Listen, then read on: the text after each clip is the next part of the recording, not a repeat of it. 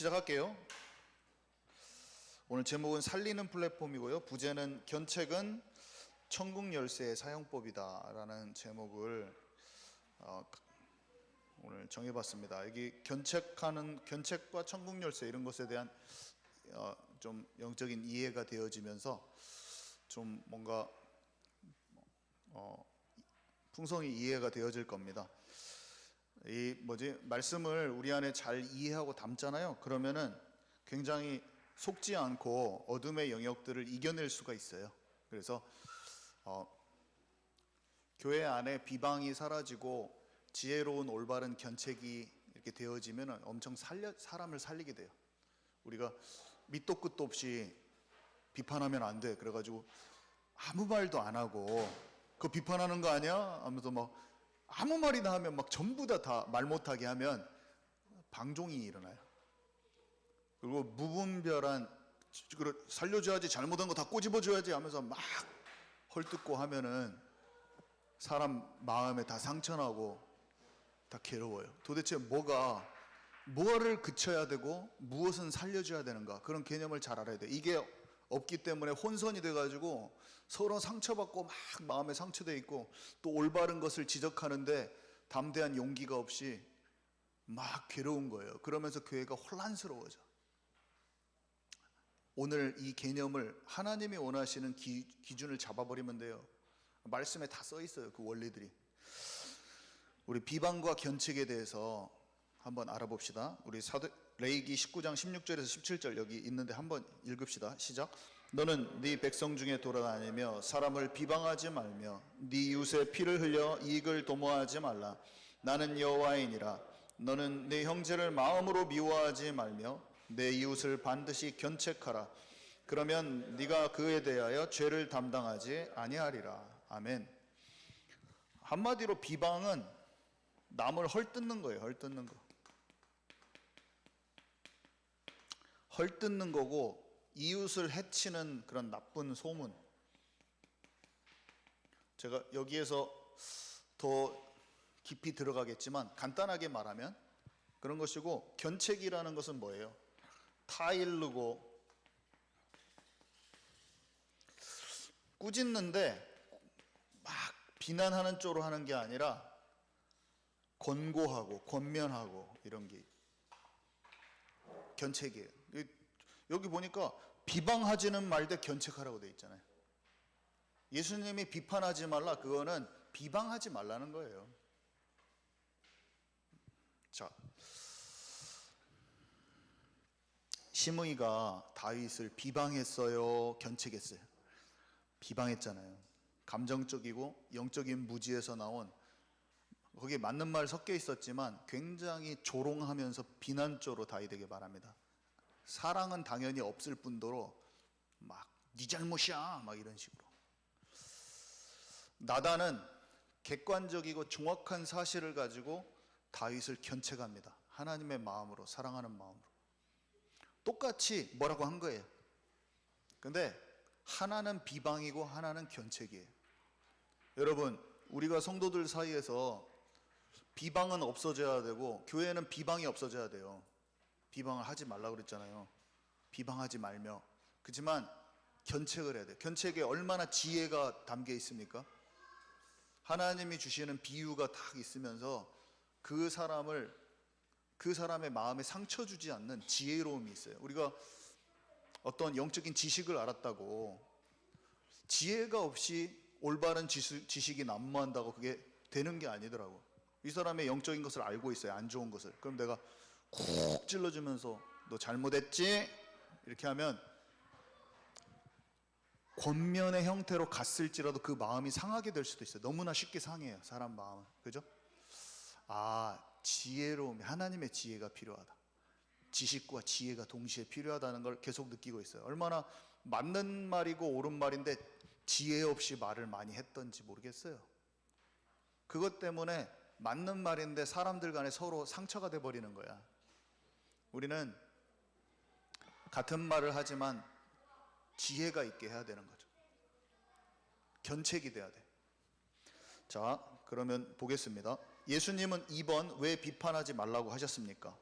예수님이 말한 비판의 뜻은 한마디로 이런 거예요. 형제의 약점이나 허물을 들추어서 험담하거나 언어적으로 막 공격하는 것을 의미하기도 하고, 또 특별히 바리새인들이 어떻게 비판했습니까?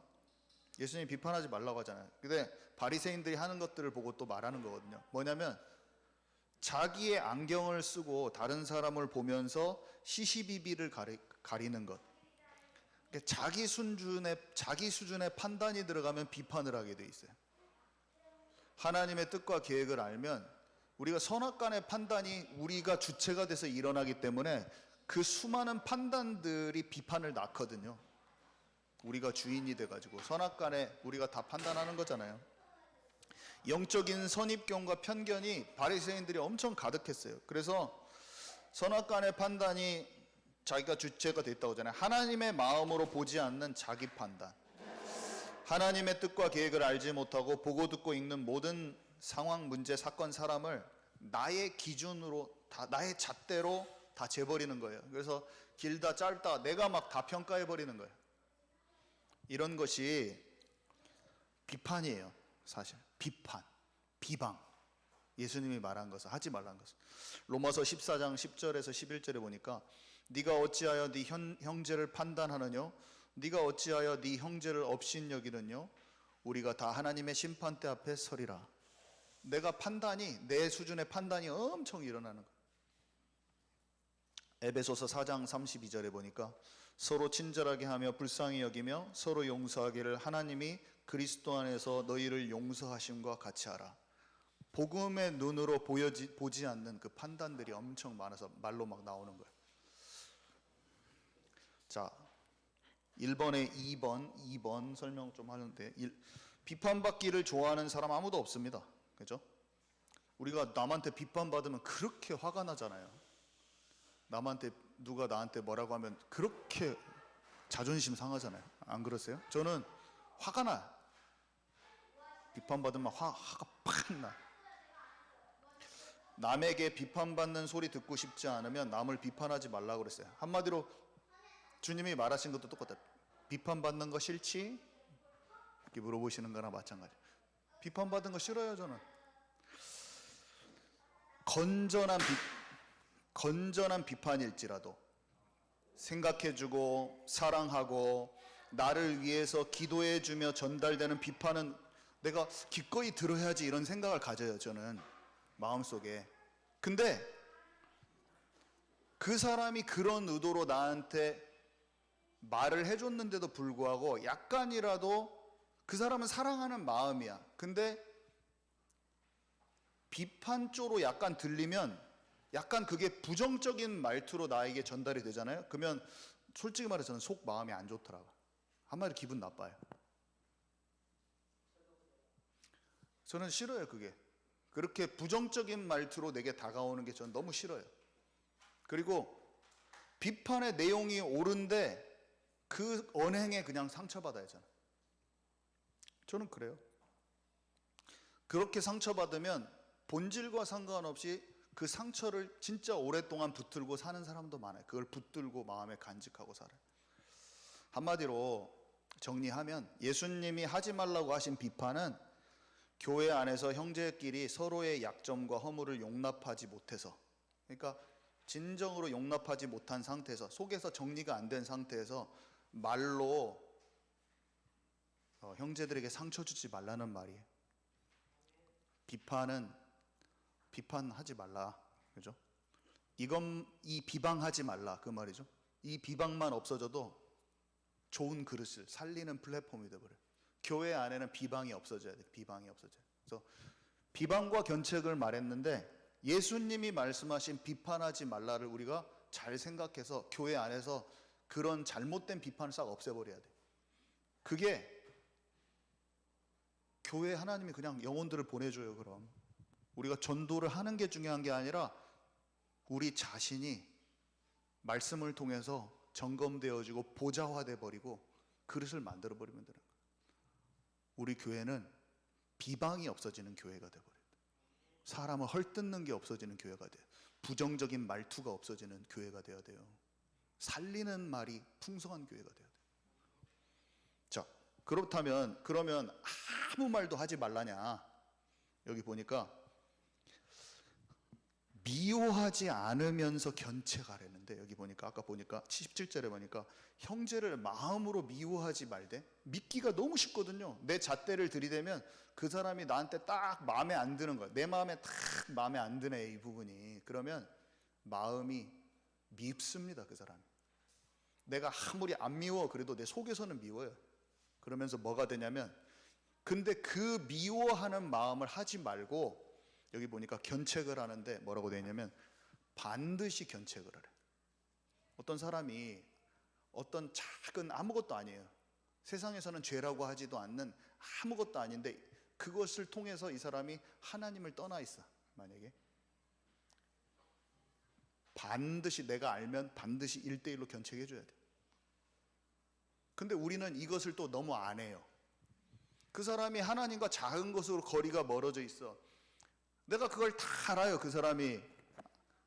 근데 견책 안 해줘요. 일단은 사랑하는 마음도 없고, 일단은 미워하는 마음은 더 많아. 아이고, 판단하는 마음은 굉장히 많아. 근데 정작 정말로 사랑하는 마음으로 해줘야 될 견책은 알아서 잘하겠지. 반드시 견책하라. 이 견책해야 되니까 또 갑자기 판단을 우리가 들이대면 안 되잖아요. 이거 잘 묵상하고 해야 되죠.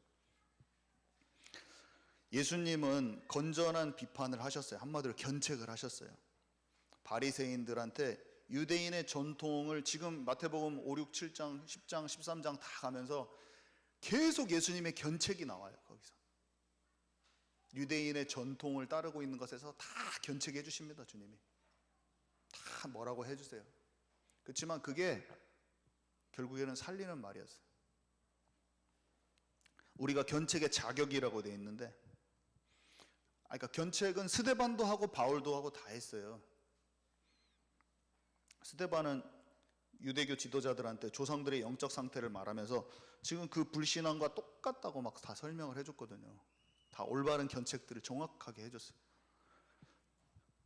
그래서 우리 말씀에도 나오잖아요. 스데반이 꼼수를 썼다면, 조금이라도 피했다면, 돌려 말했다면 스데반 돌 안 맞았다, 이렇게 나오잖아요. 돌 안 맞았어요, 진짜. 우리 좀 잘 해봅시다.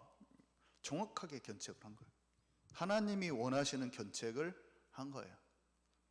근데 돌 맞았어요. 견책의 자격이 어떻게 될까요? 기도의 사람만 견책할 수 있어요. 내가 치유되고 서밋된 사람만 할 수 있어요. 내가 만약에 돈 중심으로 돼 있어, 같이 엉뚱한데 돈 중심 돼서 움직이고 있는데 그 사람은 어떻게 견책해요? 지금 같이 하고 있는데. 내가 같이 PC방 가고 있는데, 야, 우리의 모든 같이 PC방 가서 열심히 10시간 동안 놀고 와가지고 얘한테 말해주는 거야. 우리의 하나님의 계획과 뜻과 계획을 다 성취되도록 에너지와 힘과 돈을 다 낭비하고 있어. 그럼 얘가 뭐라고 하겠어요? 뭐하냐, 같이 해놓고.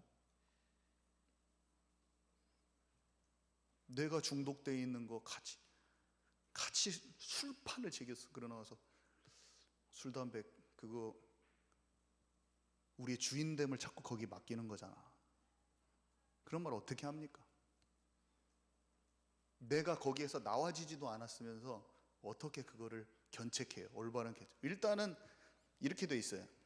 네 눈 속에 있는 들보를 빼면 형제의 티를 빼리라. 마태복음 7장 5절에.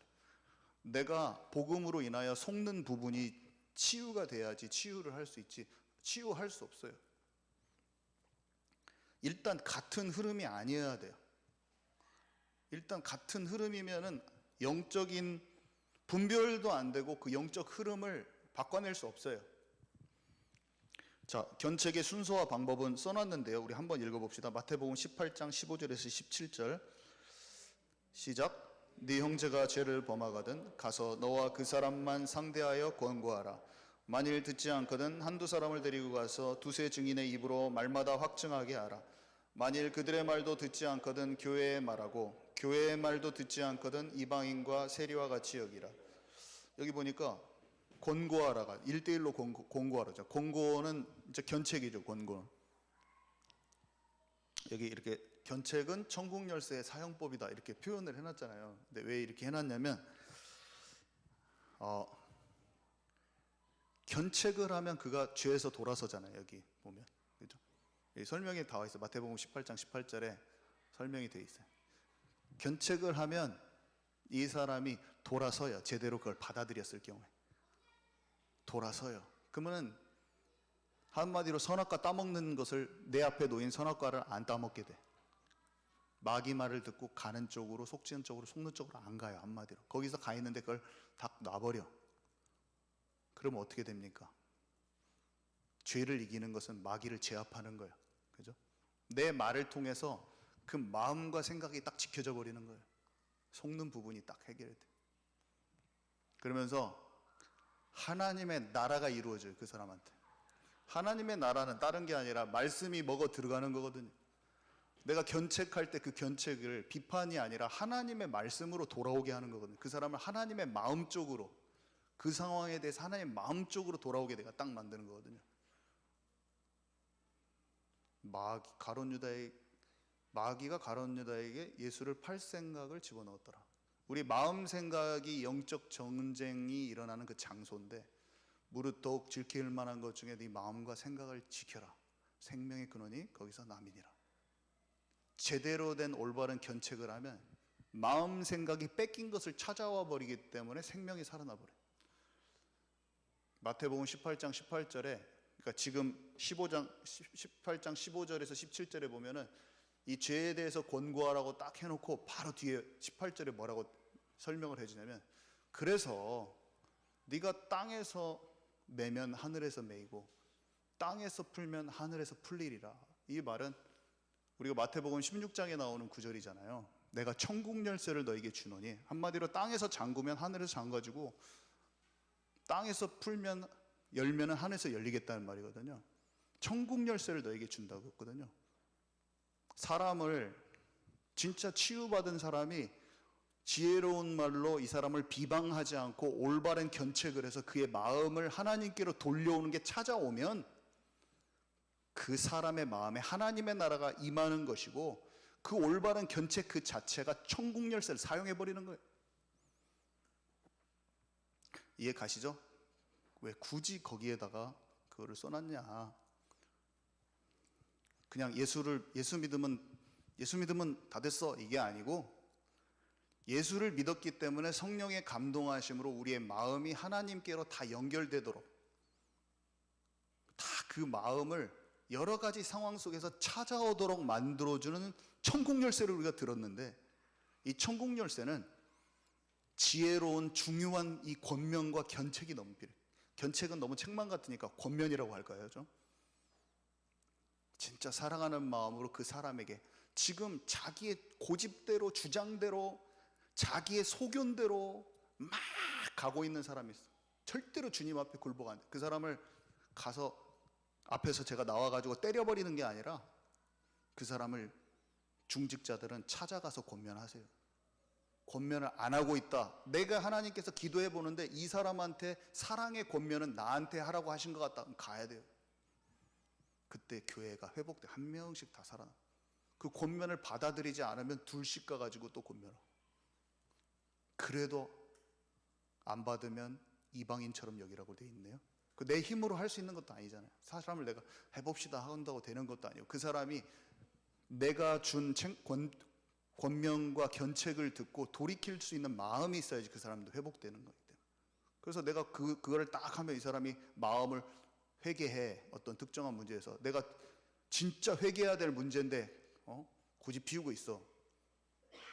그러면 사랑하는 마음으로 진짜 교회에서 중직자가 찾아가서 말하면 그 사람이 회개하고 하나님 마음을 찾아 듣고 돌이키는 사람이 있을 것이고, 아니면 안 되는 거예요. 근데 우리가 이 권면과 견책을 해야 된다, 안 하고 있다. 뒤에서 비방만 더 많이 하고 있고 실제적인 권면은 잘 안 한다. 저는 여기서 뭐가 잘못됐습니다, 너무 직격탄으로 사람한테 때리면 안 되죠. 그냥 전반적으로 말씀을 딱 전해야지. 딱 특정 사람 찝어가지고 제가 그렇게 설교하면 안 돼요. 과거에 내가 그랬을지라도 절대로 그렇게 하면 안 돼요. 어차피 다 알거든. 내가 너를 지금 하는 것이야 이렇게 해가지고 레이저 팍 날리면서 할 수 있죠. 근데 그거보다는 나는 전체적인 것을 하고, 사람에게 진짜로 할 말은 1대1로 불러가지고 진짜 사랑하는 마음으로 권면하고, 그렇게 해야지. 안 그러면 마음에 상처만 막 주는 거예요. 치유는 안 되고 본론으로 가지 못해. 상처만 계속 서로 주고받아. 이런 것을 끝내버려야 돼요. 교회 안에서 완전히 없어져야 돼. 자, 그래서 견책의 장점은 뭐냐?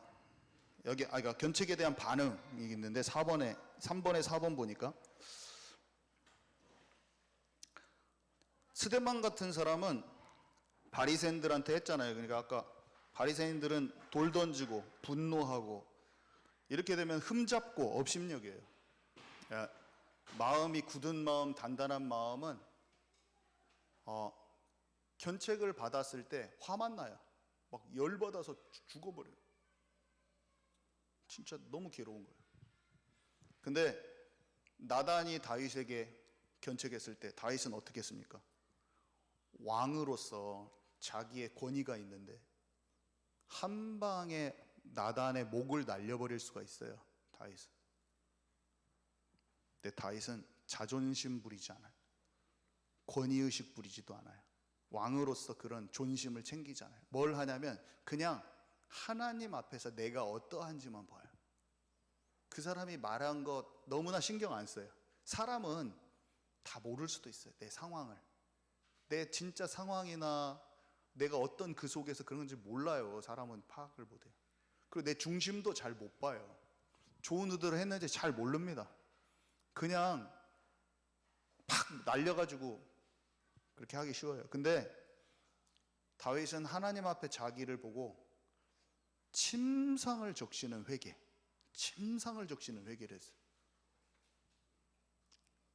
감정적인 눈물이 아니라 하나님 앞에 눈물을 흘릴 수 있는 사람. 자기를, 그래야지 양심에 화인 맞은 채로 안 가요. 자기 자신을 보고. 자, 그래서 견책의 결과는 하나님의 나라고요. 그래서 견책의 장점은 잠언 22장 15절 나중에 한번 읽어보십시오. 징계하는 채찍이 미련하는 것을 멀리하게 합니다. 한마디로 견책은, 올바른 견책에 들어가면 그 사람의 영혼을 돌이킬 수 있어요. 죄를 이기게 돼 있어요. 잠언 29장 1절에 보니까 자주 책망을 들으면서도 목이 곧은 사람은 갑자기 패망을 당하고 피하지 못하리라. 하나님이 주신 견책을 듣지 못하면 단단한 마음, 이 사람들은 망해요. 잠언 6장 2절 훈계와 책망은 곧 생명의 길이라고 했습니다. 하나님이 원하시는 견책을 잘 받아내면 그게 마음 생각이 지켜지면서 생명의 길인 거예요. 자, 결론 할게요. 결론. 사랑의 책망이 따르지 않으면 그 사랑은 사랑받는 사람으로 하여금 방종을 조장하게 합니다. 심지어 하나님과 관계가 단절되어지는 결과를 낳기도 합니다. 사랑한다고 하고 올바른 책망이 없으면 방종하게 돼요. 그래서 교회가 세속화돼 버려요. 자, 두 번째, 아까 말한 대로 지금 아까 한 내용을 정리하는 거죠. 견책은 천국 열쇠의 사용법입니다. 사람을 두려워하지 않고 사랑을 근본으로 하는 견책은 사람을 살립니다. 우리가 사람 두려워한단 말이 뭐냐면 그 사람이 나한테 뭐라고 할까 싶어가지고 그 사람이 무서워가지고 그 사람이랑 나랑 관계 단절될 수도 있고 그 사람이 화낼 수도 있잖아요. 그러니까 전혀 말 못하는 거예요. 두려워, 사람의 두려움은. 그래가지고 올바른 견책을 해야 될 것을 못해. 그 사람이 무서워가지고 나한테 콱 할 수 있잖아요. 그러니까 그렇게 하지 말고 그걸 두려워하지 않고 사랑을 근본으로 하는 견책을 딱 하면 사람 살리게 돼 있어요. 죄에서 돌이키게 하고 하나님과 관계를 회복시킵니다. 하나님을 떠나 방황하는 영적 상태에 있는 성도들이 있다면, 기도 속에서 내가 있다면 반드시 견책을 해줘야 돼요. 반드시 하라고 그랬어요. 다른 사람의 영적인 상태를 아는 지식도 중요한데 사랑으로 권면할 수 있는 그 말과 행동을 할 수 있는 그 지혜가 필요합니다. 아까 그렇게 말했죠. 죄를 이기고 있는 사람이 누가 할 수 있냐? 죄를 이기고 있는 실제 치유받은 사람이 성령 인도 받아서 적절한 말과 행동을 그때 할 때 그게 올바른 견책이 딱 됩니다. 자, 세 번째, 훈계와 책망은 곧 생명의 길이라고 했는데 마음과 생각은 영적 전쟁이 일어나는 장소예요. 무릇 더욱 지킬 만한 것 중에 너의 마음과 생각을 지키라고 했습니다. 생명의 근원이 거기서 남이니라. 자, 왜 이런 말을 했냐? 견책으로 그 마음과 생각을 마귀가 주는 생각에서 지켜낼 수 있기 때문에 내가 하는 견책이 그 사람에게 생명의 길이 됩니다. 자, 그리고 예수님이 하지 말라고 하신 비판은 교회 안에서 형제끼리 서로의 약점과 허물을 용납하지 못해 말로 형제들에게 상처 주지 말라는 말이라고 아까 했는데요. 이 시대는 성경에 나와 있잖아요. 말세에 사랑이 식어진다고 했듯이 심령이 너무나 황폐하고 잔인한 시대예요. 지금은 진짜 사람들 말로 죽이는 게 우리 옛날에 3, 40년 전하고 비교할 수 없어요. 모든 미디어나 그냥 오락 영화로 보는 그 영화에서 죽이는 거예요. 범죄도시 영화 같은 거 아시죠? 죽는 거예요. 그 정도 자극이 없으면 사람한테는 자극도 안 돼요. 지금 영화가 날마다 혀에서 나오는 그 말 몇 마디로 많은 사람이 다치고 죽고 있어요. 지금 이거를 정리하면서 얼마나 내가 사람 죽이는 말을 많이 했던지, 그리고 이 시대 속에서 내 말이 제어가 안 되는지 회개가 나오더라고요. 칼에 맞아 죽는 사람보다 몇백 배, 몇천 배로 혀로 사람들을 다 죽이고 있습니다. 우리는 진짜 살리는 말을 하게 해요. 성령은 형제를 칭찬하고 격려하도록 감동을 주시죠. 아무 데서도 그렇게 안 하는데 성령 충만하면 형제 눈에 티를 보지 않고 그의 약점이나 실수를 늘 마음에 기억하지 않습니다. 상처를 벗어나게 되는 거죠. 우리가 화날 수는 있어요. 그렇지만 그거를 늘 마음에 품는 것은 스스로 그냥 지옥으로 들어가는 거잖아요.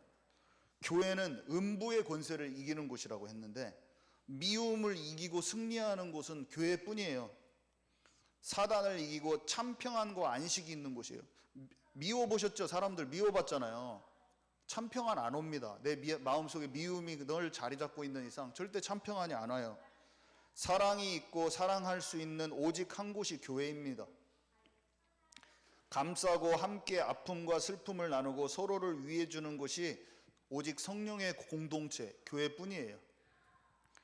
그래서 결론, 최종 종합 결론, 교회는 형제를 죽이는 비방은 사라지고 서로에 대한 긍휼과 사랑이 넘치며 사소한 모든 일에 오직 성령 인도받아 지혜로운 말로 사람들을 견책하여 그 사람 마음에 하나님의 나라를 이루도록 이렇게 하는 살리는 플랫폼이다. 우리가 전도도 많이 중요하지만 교회 안에 비방은 그치고 사랑으로 살리는 견책이 더 풍성해지면